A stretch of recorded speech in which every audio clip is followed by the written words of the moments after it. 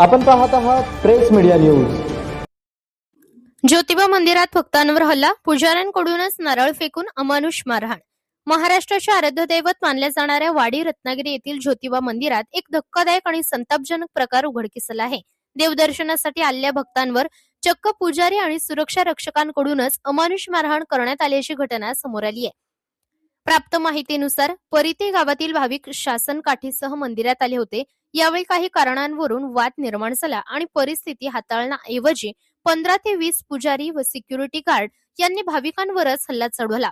लाथाबुक्क्यांनी मारहाण, गुलाल उधळत नारळ थेट भाविकांच्या अंगावर फेकण्यात आले. नारळ डोक्यात फोडले. Video viral. या घटनेचा व्हिडिओ सोशल मीडियावर प्रचंड व्हायरल झाला असून काही भाविकांच्या डोक्यात 2 ते 3 नारळ फोडल्याचे दृश्य स्पष्ट दिसत आहे. संपूर्ण प्रकारामुळे राज्यभर संतापाची लाट उसळली. यापूर्वीच भीतीचं वातावरण. 1 एप्रिल रोजी ज्योतिबाची मुख्य यात्रा होणार आहे.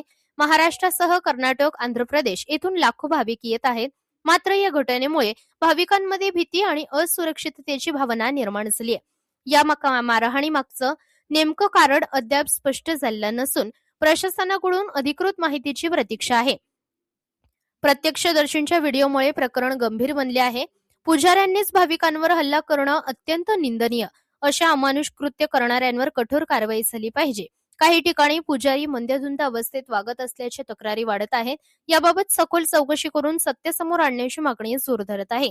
श्रद्धास्थानावर येणाऱ्या भाविकांवर अशा प्रकारे हिंसक हल्ले होणे हे अत्यंत क्लेशदायक आणि धक्कादायक आहे.